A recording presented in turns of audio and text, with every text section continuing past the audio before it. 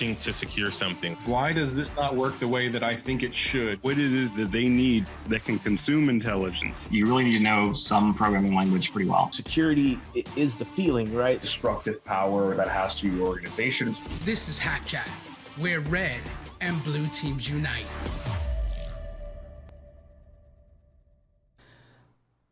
Welcome to Hack Chat. My name is Marco Figueroa, and today I have someone special. I mean, if you're into red team and you know this guy, Rob Fuller, also known as Mubix, has been around for a very long time. He's made a huge impact on cybersecurity. He's given various talks at various conferences. You've probably seen him talking at DEF CON or ShmooCon. His continuous commitment to writing blog posts. He's been hacking over 14 years. I've known him 14 years. I met him. Mubix has an extensive experience in network web application penetration testing and is a positive influence in the cybersecurity community. And I'd like to welcome you, Mubix. Introduce yourself for the people that don't know you. You just introduced me. How? I mean, the background, you know, some people that don't know your background. So I was in the Marine Corps for 8 years. I did explosives and like the opposite of the EOD or Ordnance Division, which basically means we set explosives for 4 years, and then I was at the MARCERT or McNOSC for 4 years, and that was basically my intro to InfoSec in 2004 or 2005 to 2008. I was getting my feet wet and learning what it was to defend a network as large as the Marine Corps against, nation state actors. So you can say I jumped into the deep end of InfoSec right out of the gate. After that, I worked at a couple government agencies and firms and stuff, but then Rapid7, General Electric, IBM, Uber, Cruise, R5 Industries, which was a startup. I've been all over the place. Right now, I'm at Black Hills Information Security. I'm doing purple teams mostly, and trying to get customers, one hair or 1 mile better at what they're doing. Nice. I mean, everyone has felt, this quarantine, right? Over so many months. What have you done to keep yourself sane as well as to push forward and learn more and do more? What have you done? How have you stayed focused? I got 3 kids. I don't really need anything more to do. But no, the kids, my wife have been great. I've been I've been blessed with, being able to work this entire time, which a lot of people haven't. And I lost my job as well, but I was able to get one pretty rapidly. And I don't know. How have I kept myself sane? I'm not sure I did.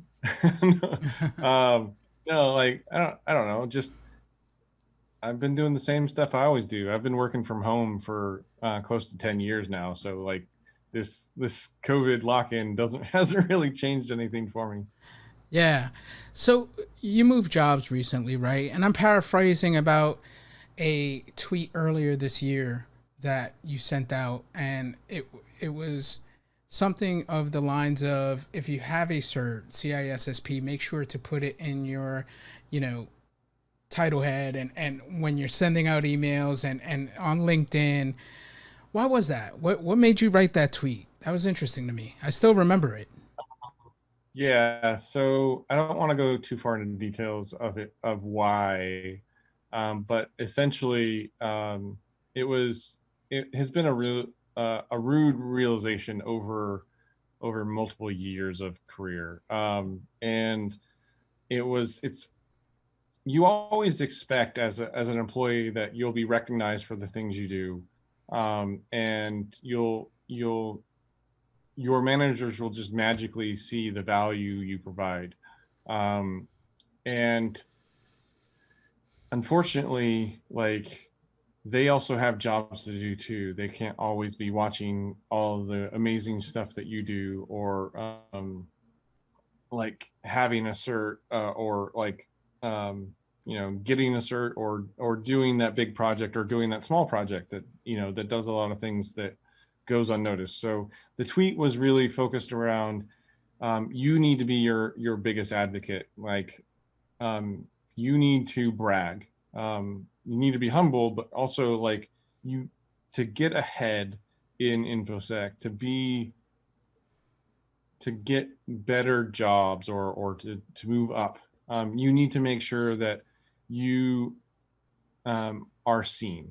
And now many people want to, just keep their head down, do their stuff, and then they'll complain about, not getting advancements or stuff like that. And I do too. Like, that's me as well, right? I keep my head down in many places that I've worked, and like, and got frustrated that I didn't, get to where I wanted to be. And that tweet was all focused around, like, just a frustration that I've had in myself for not being more boastful, I guess. And That is great, because you're very humble, right? You work hard, you do everything, really well. Now that you've had Right. that realization, what are you doing now to make that change? Not be braggadocious, but what are you doing now? Because you're in a new environment. So how are you going ahead and shining the light bright on you? so I will say that I'm relatively new to BHS. So it's only been a year, or less than a year. It'll be a year in May. And so right now I'm not really at that point. I think that I'm still kind of getting a feel for the company, and how it works, and where and what um, would be the correct format of doing that in. And now, I might take a year or a year and a half to kind of figure that out, or even 6 months or whatever, depending on the company. And it's really hard to know what's going to be taken well and what's not. So I recommend to people to, there was a book the other day and I can't remember. There's essentially a format that you need to work with to identify in a company what types of praise are investments, essentially, and what types of praise are negative. So working through a company and identifying those situations, like if you see another coworker who gets praise for something they did, you should note that, identify it, and see why they got that praise, and maybe talk to them about what it was. That was it because they finished 17 tickets and there's a threshold on the manager's interface where he's looking for 10 or more completed tickets or whatever. Like, once you identify where those praise items come from, then you need to work towards that. So it's essentially like, gaming the system, like hacking your career, essentially. Yeah. I feel like we came into the game around the same time, right? What has changed since you've entered into the cybersecurity space? Oh, it's gotten way more corporate. There's a lot of more managers. There's a lot less, Wild West guns blazing. And I think that that's good and bad, right? You get more bureaucracy, but you lose some of the flexibility. So I think that's one of and the other piece that's really changed is with cybersecurity.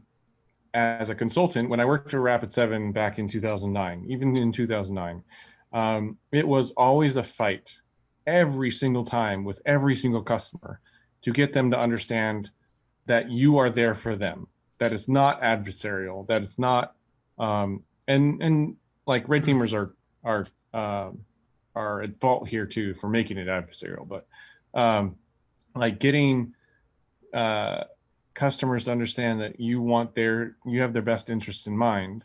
And these days it's so much easier because of the breaches, because of the big security, everyone's security conscious these days. Everyone knows what a breach is. I can talk to my mom and she knows what a security breach means to that company, right? And so like the fact that it's more widely known, the terminology is widely known, means that it's a lot easier to get, buy-in and movement in companies. So I think that that's a positive change that has come as more managers have gotten, more, business majors have gotten into the industry. Yeah, you've continued to keep up and write blog posts, right, with the latest research. What drives you to continue to push those limits? Mostly because like I absolutely love learning new things, and I learn in a very specific way. So if I hear someone do something, I consume that as knowledge. I'm not much of a reader in sense. I will read blog posts, but I can't like I have a bunch of books on the shelf behind where the camera is that I've paged through but not really read. I consume blog posts really easily because what I want to do is then do the exact same thing in the blog post, and that's like my way of learning. And that's how I keep up with things. I see a blog post, then I want to do it. And then I run into every problem. Like every time someone makes a blog post about some security technique or tool or whatever, I guarantee that there's some people who've written blog posts that have the fear that I'm going to come use their tool, because like, as soon as I use someone's tool and it doesn't work, I approach them like, hey, this doesn't work here, this doesn't work there, this doesn't work there, this doesn't work here, this doesn't. Like, I think HD pegged me very early on in my career, where he's like, you're not a great pen tester. What you are is one of the best QAs I've ever seen. Because everything breaks around me. Like every tool, red team tool just seems to like not work when I try it. And so, and I don't have any fear about asking people. So I will try until I get this tool or whatever to work the way that they said it would. That is a skill, right? Just having the courage to ask, to be open and not give a damn of like who it is, what it is, right? A lot of people shy away from it because they don't want to show their hand, right? So I know in the past I've heard you say one of your passions through your work is not only sharing the techniques and procedures, but what type of engagements red teamers do. Why is that important to you?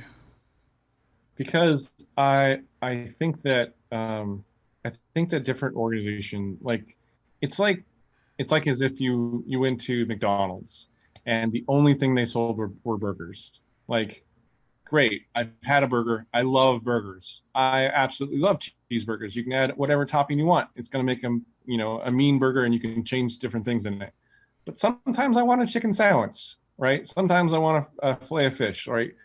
Like when a industry stagnates in its type of engagements, it means that it's providing less and less value to the customer. And yes, every engagement's different because other, different firms have different tools, but it's just another red team. It's just another pen test. It's just another purple team. And when you start to add different engagement types, then you start getting into stuff that is way more valuable to different customers, right? Like one of the things I absolutely wish more organizations would do right now is doing the stolen device slash stolen or lost device engagement types.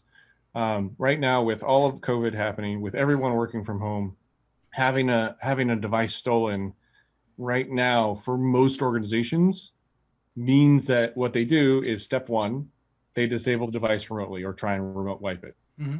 Step two, they then provide the worker another device that they can work on. Step three, that's it. And like, they don't do any response into like, hey, has this user authenticated from somewhere they haven't been before? Has this computer been seen on the Wi-Fi again recently? Has the backup solution been looked at? Are there alerts still coming from this box? Like, nothing. From a blue team point of view, they don't even touch stolen devices. And it just boggles my mind, right? So the fact that like not a single organization I've ever done a test for before I did this type of test knew for sure that their remote wipe worked. And I will tell you that every assessment that I've done, it hasn't. Not a single technology that does remote wiping has worked 100%. And it's really and important so, now and especially. right, it's super important right now. So like, if I'm a company and I have all Mac devices and I rely on Apple's remote wipe MDM solution, and I push the button and it says remote wipe initiated, but it doesn't. Like, it just pushes that request down that it's going to do it on the box next time it connects to the internet or whatever. Like, you can still do things on that machine. And it's super frustrating. Like, there's so much trust in tools that just, I think because it's not part of the security architecture, it's an IT asset, like the remote wiping and that no one really looks at it. No one thinks twice about it.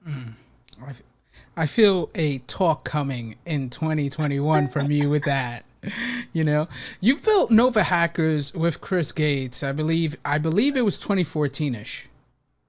No, earlier than that. So I started this thing called Security Luncheon. Okay. In DC back in 2008. Okay. And he was the first attendee ever. And we had lunch together at LaFont Plaza. And after we started getting 4 or 5 people each time, he suggested making it like an official group. And he already had the Nova Hackers name, and he created it, and we started it together as an official group. Gotcha. Now, you already answered the question. I didn't even answer it, right? It was like, what was that idea behind it? It was like, all right, we got enough people. Let's make it a thing. Some of my closest friends that I've met was from Nova Hackers. What have you gotten out of Nova Hackers? I've friends, talks, those side chats. Conversations. Yeah, conversations. Yeah. What have you gotten out of it? I can't even list the amount of ideas, the amount of good conversations, the amount of friends that I've gotten out of Nova Hackers. I think I'm 100% sure that I've gotten more out of Nova Hackers than I put into it. And the like, we have talks from like, and we always use this example because it's the perfect example, from how to make better coffee all the way up to RSA 0 days. There was a guy we had in that, it was a kid, like maybe mid-20s, who was talking about 0 days in RSA that everyone in the room were like, go get paid. stop talking about this and go get paid. And That's what's so up. like it's always been such a great time. And like, and it's different every single time. The talks range all up and down the spectrum, and it's, I don't know, it's a great group of people. Is it still going? Is it still Absolutely. happening every month? We still have meetings online, yeah. Oh, Um, wow. so that's the one thing. We have no secret, quote unquote, unrecorded meetings anymore. We don't record the meetings, but we can't control someone else doing it. So all of the meetings are considered quote unquote public, Yeah. until we can meet in person again. Yeah, it was when I lived in Maryland, I think it was for 3 years. That is the one thing that sticks out. Like I said, some of my closest friends to this day I met through Nova Hackers. I mean, it impacted me when I was in Maryland. It was the thing that I looked forward to, driving all the way to Virginia from Maryland, from Hyattsville, which was a 45-minute trip, but I would make it, especially with all that traffic. I wouldn't give a damn. I wouldn't miss it for the world. Now, explain to me what it takes to get or to become a better or a very good red teamer. As a red teamer, or in the team in general? I would say both, but just to get someone that is good, that wants to get really good, that wants to take their, talent to another level. Empathy. The number one thing for a red teamer, I think, is literally empathy. And the idea that when you make a report, that what kind of effect that has on the client. Now, every one of your findings and every one of those details, if you make a pointed report, like, just check or just validate user input, for instance, that's one of my most hated finding set, like remediation details. And like what happens after that is that the client or customer then gets that and has to put that into some kind of ticket for some developer to go fix. And like, what does validate input mean, and all of the things that go along with that. And like, everything that you do is so microscope viewed these days, that we can no longer be, Wild West, guns blazing type, just go fix it kind of people. If you're talking specifically technically, if you want to get better technically, I would highly suggest doing more hack the boxes. I have learned about tools that I didn't know about. I've learned about techniques I didn't know about just by struggling through hack the box challenges and going to their forums and seeing, the hints and tips and how to get through it, and learning that and join the hack the box group of people. That way you can play off of each other and learn. So let's go back to the best way to become a better red teamer is to join a team and be a team, learn from other people in that safe environment of camaraderie. Nice. Who has mentored you during your career? Can you pick? I know there's going to be so many, right? But who sticks out? Sure. So HD Moore, obviously, he's been a great mentor, and a great friend. Some of his takes on cybersecurity were the basis and foundation of mine. Obviously, Chris Gates, who's been an amazing friend. His recent mind hacking stuff has been amazing, and I've consumed a lot of that. Matt Graber, his take on his change and take on open source tools and defensive mindset and empathy for the defender with red teamers, that's been huge for me. let's see, Craig Balding. He is he was my manager at General Electric, and he taught me how to, man, how do I describe this? How to work inside of an organization to motivate and make things happen. Without his mentorship, I probably wouldn't have been able to do some of the huge changes that we got done at General Electric that definitely were there. Man, Bruce Potter has also been he and I don't talk directly all that often, but just learning from him via tweets and via his rants at ShmooCon and stuff like that has been super impactful on my frame of mind and how I work at cybersecurity. And 90% of those, like everyone I mentioned, none of them are on the technical side.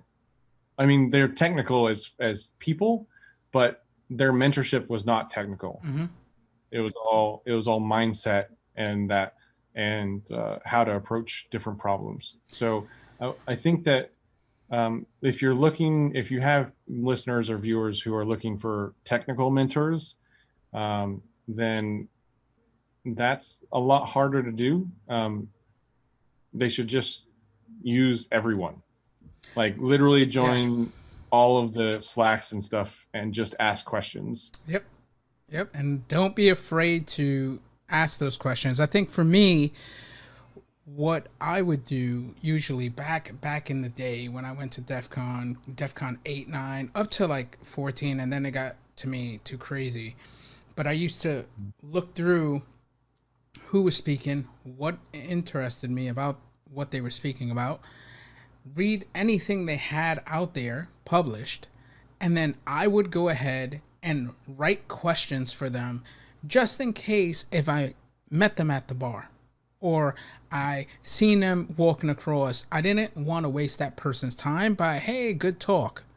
It was like I was very strategic with questions. Like I paid attention, I followed up. I'm not wasting your time. I need these answers because what you're doing is interesting.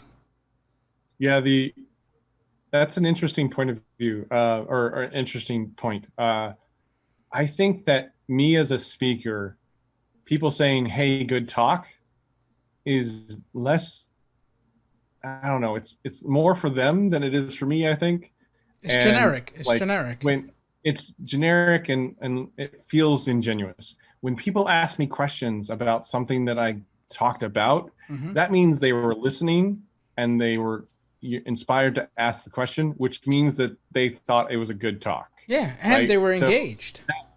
Right. And so that's way more valuable to me as a speaker than hey, good talk. And so I try and do that for speakers as well, right? Like I'll say good talk just because that's the formality. Yeah.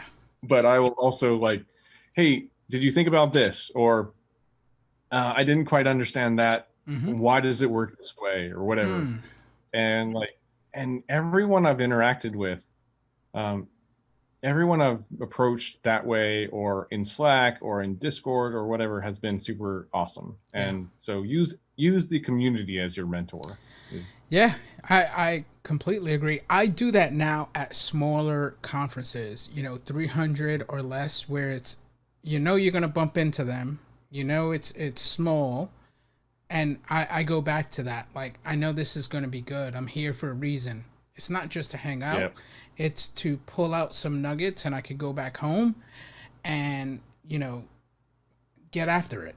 And I kind of do that at DEF CON with people that I know, prior mentors, where, like you said, mindset has a lot to do with the direction you're going, right? And if you have someone helping put the battery in your back to go, it's where you want to go, right? So what advice I would say you would give viewers on finding different mentors, right? So for me, I'll give you an example. I always say, hey, I have a mentor for like exercise, diet, all these different little things. And like you said, you go to chats and stuff like that. What I try to assist people when they ask me to mentor them, what I do is throw them a ringer, something that was important to me, and I'm like, hey, read this. And if you read it, I'm like, okay, you're ready, right? You're ready to take that step. So mastery is around 700 pages. You know, if I give that to you and you read it, I know you're serious. So that's what I always tell people. For me, it's like, if you want to find a mentor, you must do things that maybe you don't like, or maybe, you know, it is, but you have to provide the value to them. You know, what is the value of them taking their, yeah, everyone's busy, right? I'm going to take out an hour of my time to go ahead and assist you, you know, and that's what I would recommend. Do you recommend anything? For me, I learn, like I said, I learn differently, and I learn by doing myself. So like I said, I use the community as a mentor. I ask everyone questions. Like any blog post that I see, I'm like, okay, can I do that locally? Can I do that in my VM? Can I do that here? It doesn't work here. Why doesn't it work here? Why does this not work the way that I think it should? And so that's when I ping developers, I ping people I know would know, or think would know. If someone gives a talk, for instance, if you gave a talk and said, here's how to do these 7 things, I would try every one of those 7 things to see if I could do it. And if I can't figure out number 6, I'm going to say, hey, Marco, how do you do number 6? Why doesn't this work? Here's the output of it. And like, you should never worry about I wouldn't worry about you saying, all right, idiot, you listen to the talk? You should have known how does this work. If someone responds to you like that, put a little X next to their name and move on, right?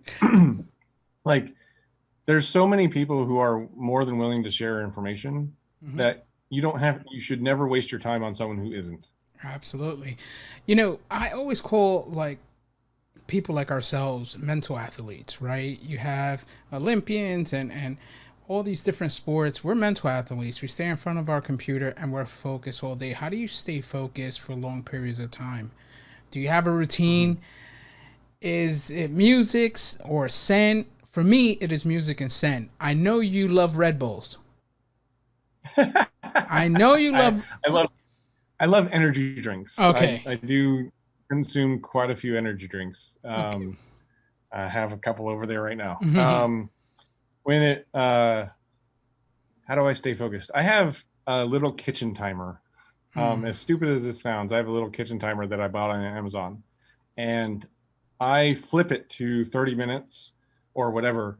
There was actually a great video. I don't remember who it was by, but they talked about how people with ADHD, which I don't know if I have or not, I wouldn't claim to diagnose myself, but they talked about how people who have hard time sitting and focusing on and getting things done can use a kitchen timer that you can set it to 5 minutes, and if you can complete that item in 5 minutes, you can walk away from it, even if it's like a 2-week assignment or like a 5-hour thing.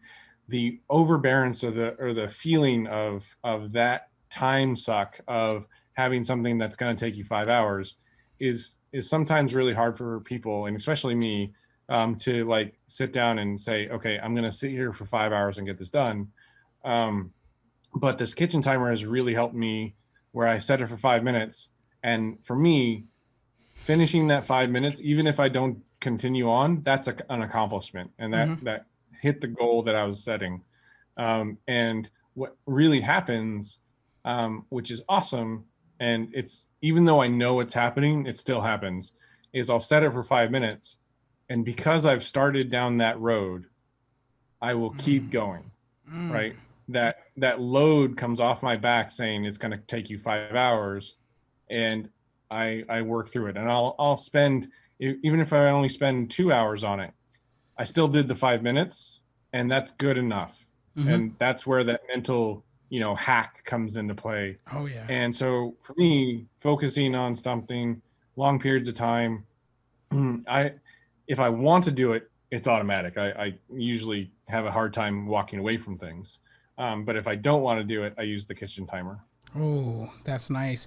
I have a similar process where I do a countdown to 5, 4, 3, 2, 1, and it's like just react, just go, just do it, right? And I like that. I'm definitely going to start using that. I also use the Pomodoro Technique, where I do 25 minutes. I try to do I try to get that done, and I have a whole process.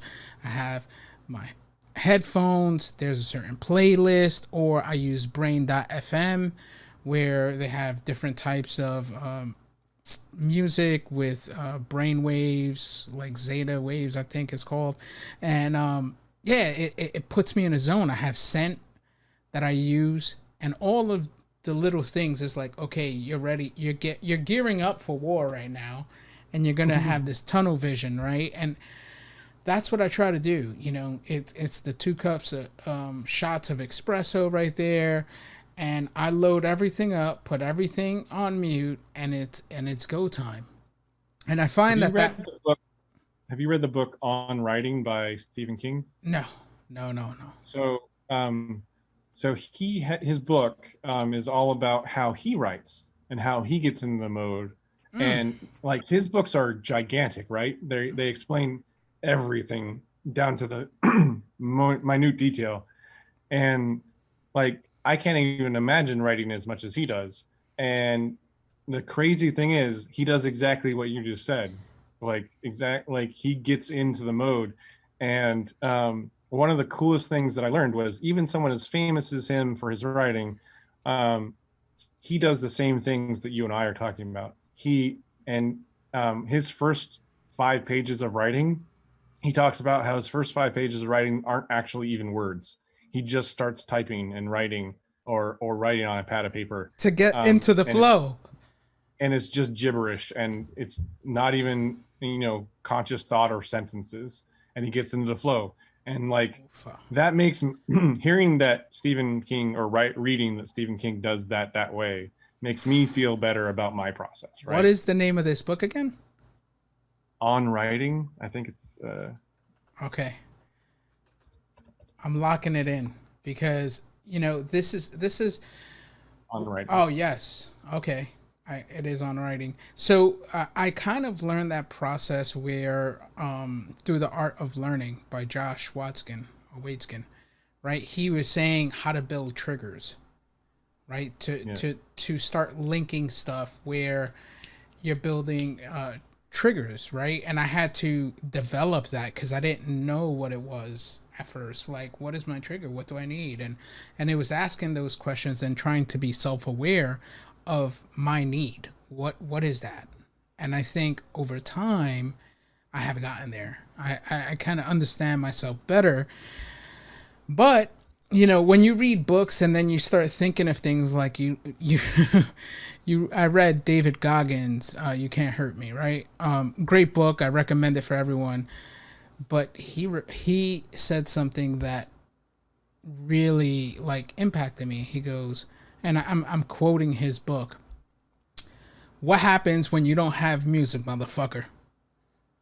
What happens when you don't have it?" And I was like, that made me think. And I'm like, I will always have it, but he's right. What if I don't have that music to get me in a zone? What if that music doesn't get me in the zone? How do you get yourself there? And that really like put it in my head, hey, okay, I got to start tweaking this. And maybe it is, something that gets me there in 5 minutes. So I asked HD the same question. He said, silence. Yeah. I was like, what? Know him in his silence. Yeah. So it was awesome. But, I know we're approaching that time, sir. I greatly appreciate it. Thank you so much, Mubix. I mean, you've done so much, right? And you continue to push that envelope. Like, I love your blog posts. You're always creating. You're a creator, right? You're a hacker, but you're a creator. You know, it's you're like a Picasso, right? You throw a blank canvas there, and you just start painting, and it comes out as a masterpiece. And I know I'm speaking for myself and many people in the community. Thank you for what you've done, and I greatly appreciate your time. I know you're super busy. Any last words for anyone out there? My last words were, don't ever doubt yourself. Oofa. It's not worth it. Like, just go do good things. And you know what good is. Yep. I completely agree. I think just small note on that. Like, you know, you can act as if, and you know, there's a big difference with being confident and cocky, right? I'm talking about confident and believing in yourself. So I agree with you on that. And with that, thank you, Mubix. I greatly appreciate it. And till the next time, have a good one.